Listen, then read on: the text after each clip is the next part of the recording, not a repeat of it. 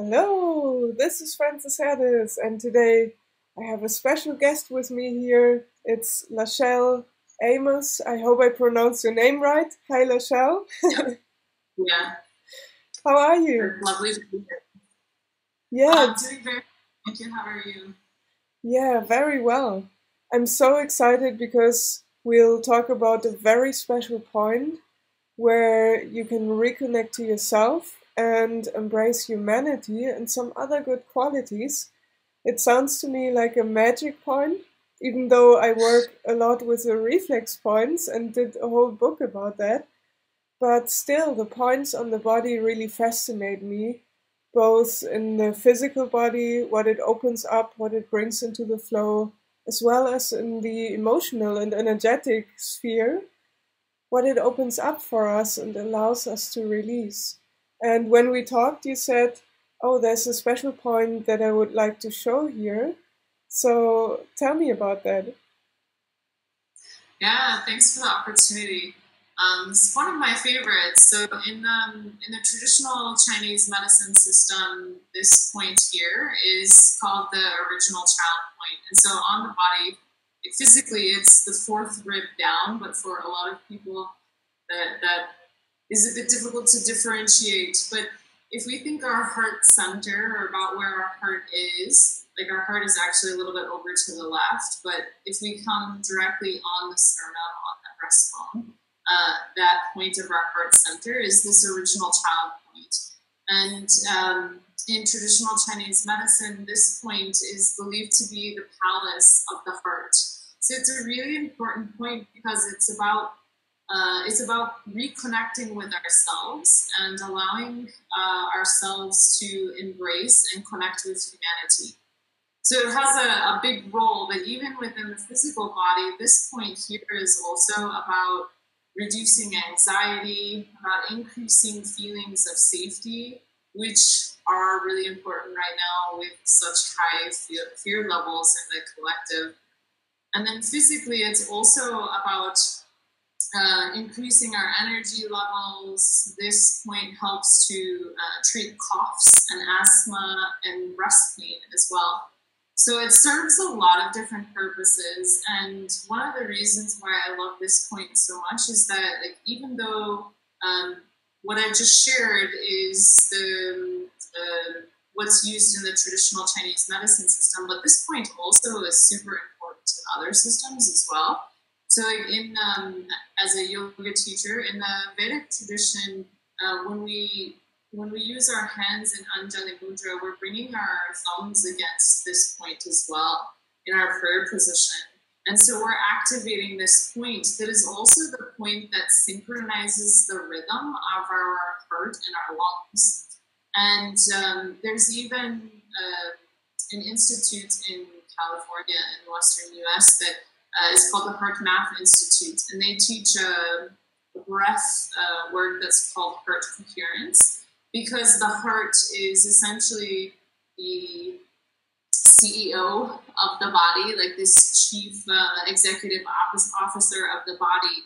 And when we lead with our heart, what I call heart wisdom in the work that I do, but when we lead with our heart, we actually, it allows the body's different organs, including the brain, to be able to connect with the major organs in a nice, smooth, fluid.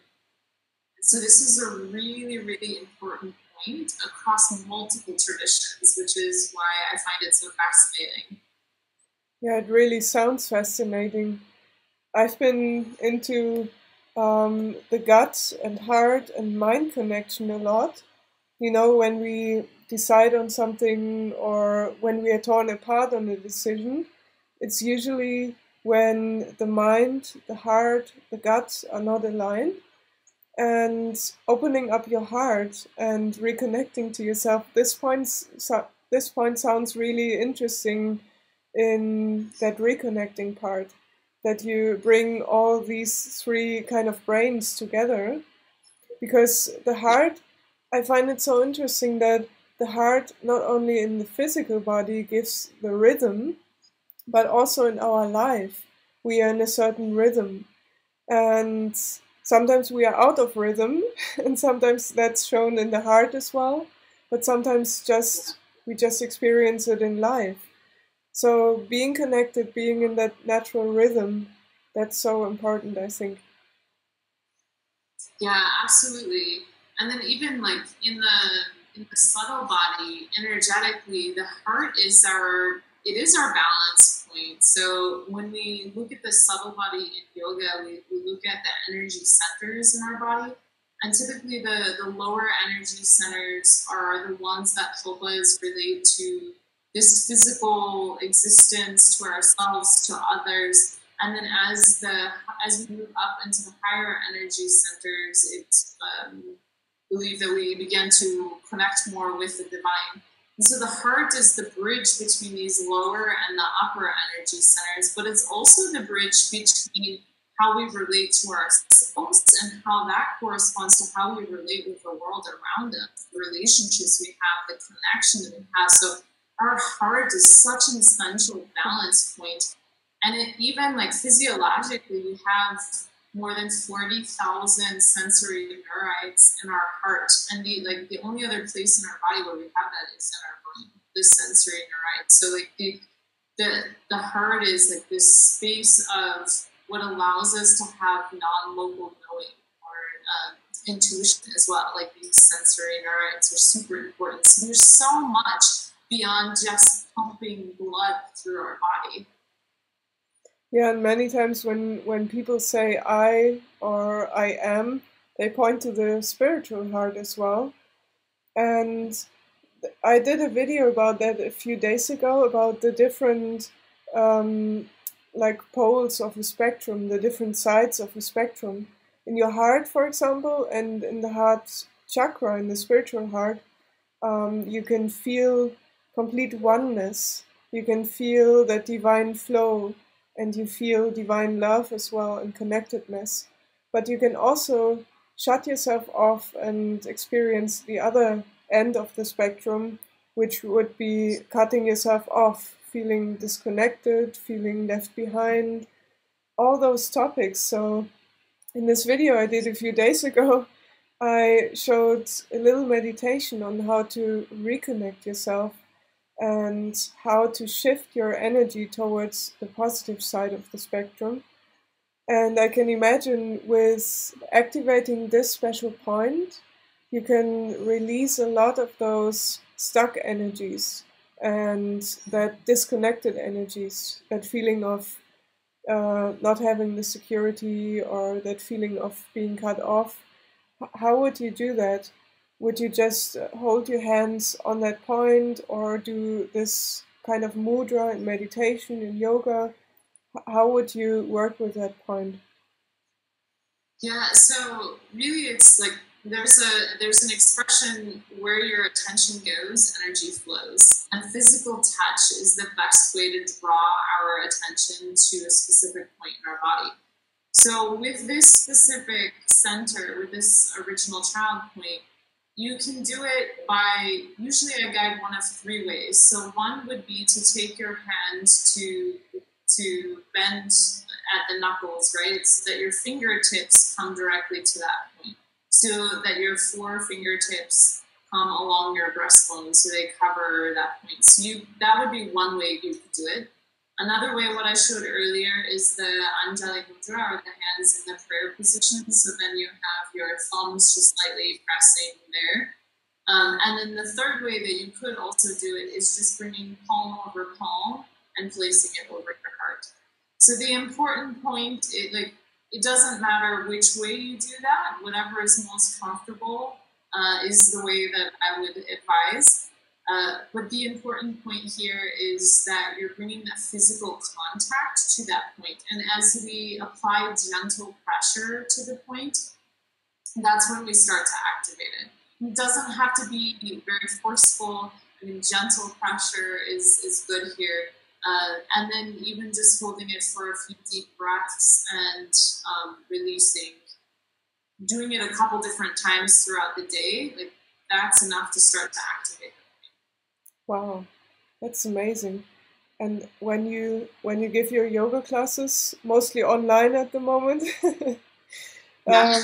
then you probably show these special points as well, don't you? When you like feel somebody has a certain topic or somebody is kind of stuck in a certain area, be it physically or a life topic, emotional topic.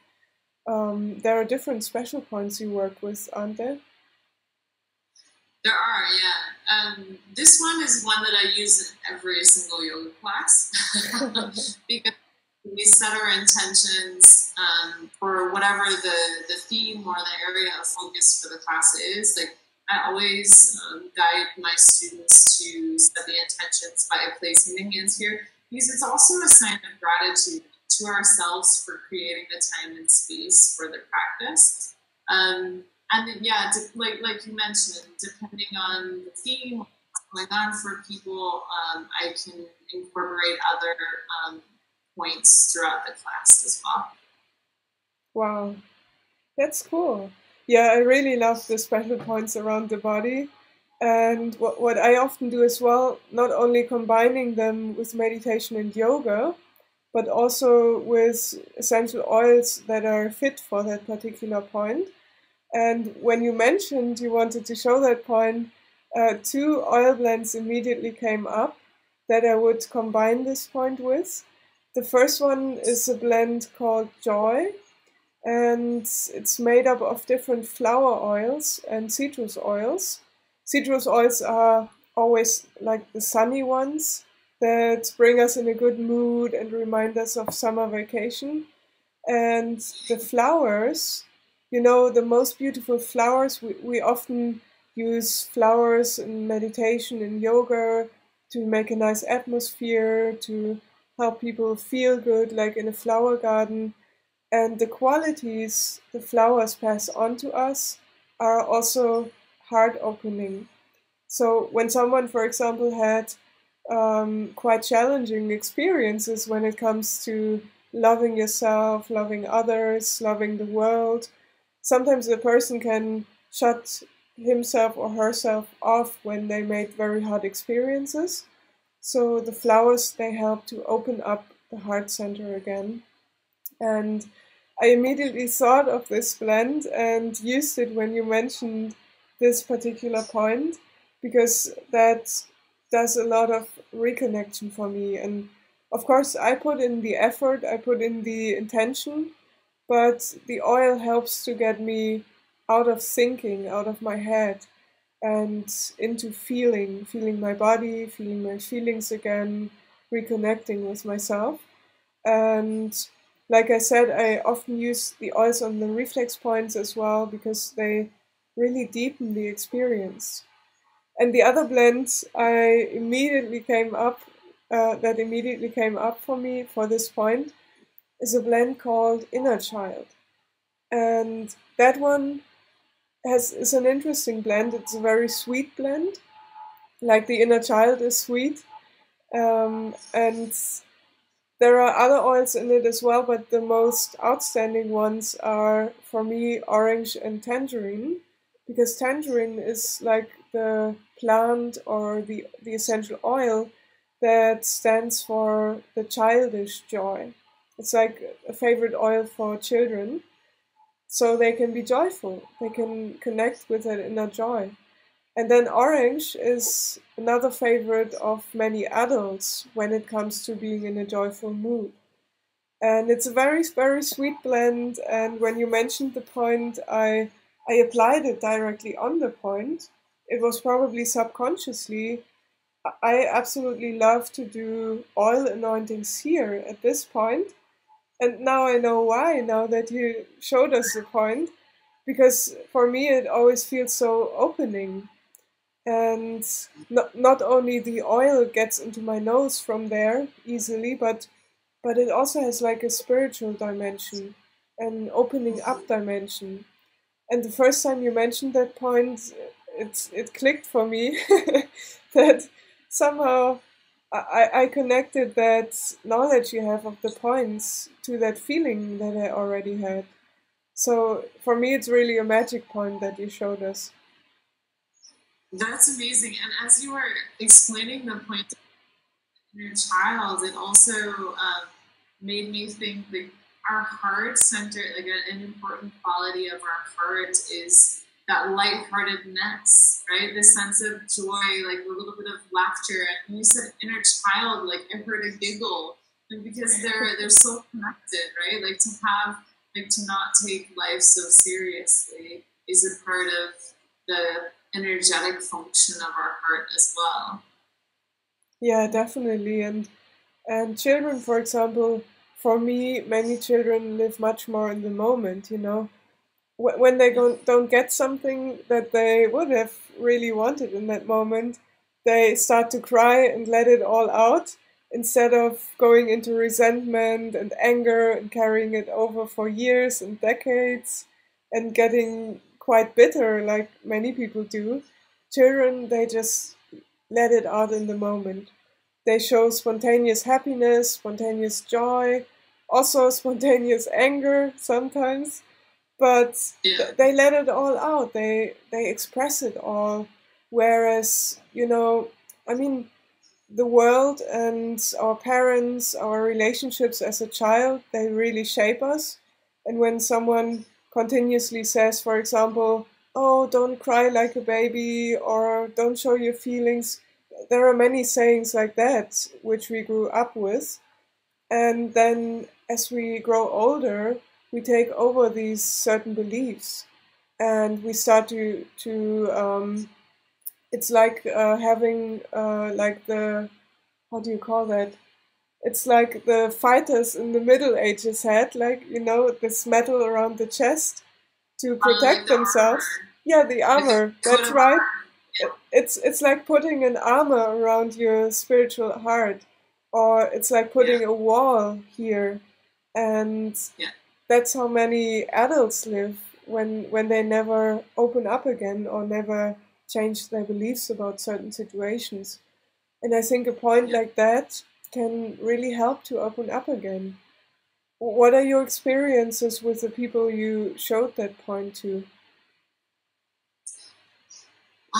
Yeah, I agree. I mean, it's hard for this point since I use it in every yoga class. Like sometimes it's difficult to differentiate. But as you were just saying that, one of the things that came to me is you were talking about being able to be in this present moment, like allowing those emotions to flow and like really just be where we are and honor where we're at.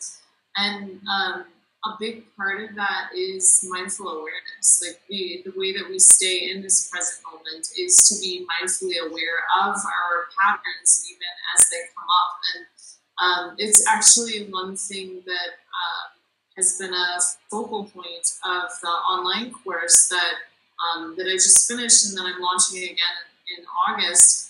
Because in order to really tune into our heart wisdom, into that innately intuitive voice of our heart, we first have to be aware of the patterns that we have in place, and that awareness is the first step for transformation. To really then be able to take the steps that will help us embody the change that we want to see in our lives. So it's all very connected. Definitely. I always find that the most valuable first step as well, to just become aware of your patterns and the emotional reactions and the way you react in general. Um, it can be like some people, when it gets emotionally challenging, they just disappear and you don't hear from them or see them for a couple of days and then they reappear. Some people get really emotional in that moment and let it all out and even hurt other people with it. And then there are people who are quite balanced, who can just stay peaceful and calm in that situation and then just talk about it. We are also different, I think. So becoming aware of your patterns, your own patterns, and also the patterns that you took over from your parents, from even your ancestors. I believe that we carry a lot of patterns emotionally and also life patterns from our ancestors, even. Um, Absolutely. that's where, at least twice a year, actually, you just reminded me, I always do an ancestral clearing. Um, protocol. It's it's a kind of meditation, and I use two special oil blends for that to really connect to that ancestral line. And then I feel the streams of energy that come from them. And usually do that for 30 days. And it's amazing how my own energy stream and the energy stream of my ancestors, at first they might not be equal energy streams. One of them might be stronger, one of them might be like not really flowing. But then during those 30 days, it really harmonizes and the two connect as well. So yeah, becoming aware is the first step, and then there are many good tools and techniques that you can do. One of them maybe the ancestral clearing, another one going to these points. Lachelle, where can people find more about that? The points you're showing, the yoga classes you give, where do they find you online? Yeah, so there's two places. On Facebook, it's my Facebook page is Silence of Sound Yoga. So it's all one word, Silence of Sound Yoga. And my website the same, so silenceofsoundyoga.com. And so there I have the classes. I also, for example, on Sunday, I'm running a sound energy workshop because in addition to the yoga, I also am a sound healing practitioner and a heart wisdom coach. So I do some life coaching as well. And the course that I was referring to earlier starts October 5th, and that's Unstruck Sound, Feeling Seen, Heard, and Valued. So it's tying together the mindful awareness, it's yoga and sound and heart wisdom all kind of coming together into one. So either Facebook, Instagram, or my website, all of which is Silence of Sound Yoga. Oh, that sounds good because, yeah, I'm pretty sure there are so many things to discover, so many points, and your yoga classes as well. And you are in the beautiful Himalayas right now, aren't you? Yeah, I'm in Kathmandu, Nepal. It's actually very rainy Himalayas at the moment, but yeah. That's so nice. So people who come to your courses, they also feel the strong energy of the Himalayas, and we talked about that before we went live. The many yogis who lived there, who meditated there, and then of course the power of nature. And I often feel that or get the feedback from people when I do my videos on Hawaii, for example, or my online trainings on Hawaii, that the special energy of the location you are in gets across to people around the world. And that's another beautiful thing when you give your yoga classes out in the world. Like you are there and people from all over the world are watching, and they get this harmonizing and transforming energy of the Himalayas as well. Yeah, absolutely. I It's one of the reasons I love being here. Like for me, the energy is just so expansive. Just all of the traditions and the centuries of masters who have walked through these lands, and the traditions that are even carried forward. And then I try to bring that a little bit. You can see the mandala behind me, so I bring that a little bit into my shala space as well. Wow, so cool. Wow. Yeah, so that's very inspiring. Thank you so much for sharing your wisdom and inspiration with us. It's an honor to have you on as a guest here. And for everyone who wants to explore this point or more points, you can connect with the point right away, like we showed you in the video. You can go over to the silenceofsoundyoga.com, is it? Yes. And Yoga.com. for all of you who wish to get out of their head and connect to that deep feeling, you can go over to my page, which is livefragrantly.com. And I'm happy to send out a fragrant letter as well to all who wish to experience that combination of the different points of your yoga practice or meditation with the power of essential oils. Unfortunately, I couldn't send a fragrant letter to Lachelle, because the postal service in the Himalayas in Kathmandu is not so reliable. but it's a lot about the energy as well. I mean, you can feel the energy. You can feel the energy of the point. You can feel the energy of release, and that way create a harmonious energy within you. Well, or maybe not create, but you all have it within you already. To rediscover might be a better word for that. Yeah. That's beautiful. Is there something you would just let us know before we finish the video? Some good wishes or advice you wish to leave us with? Wow. There was one thing while you were speaking earlier that came to mind when you were talking about that heart ball.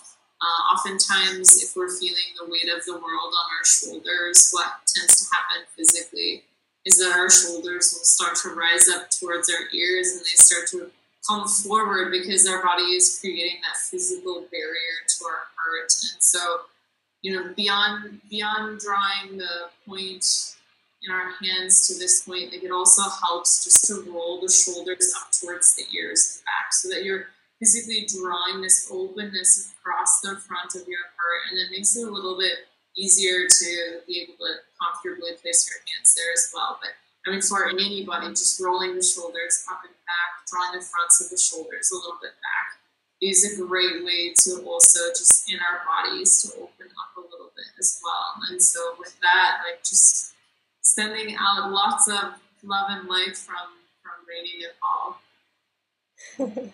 Well, thank you so much. It is well received here in Hamburg, Germany, and from wherever people are watching as well.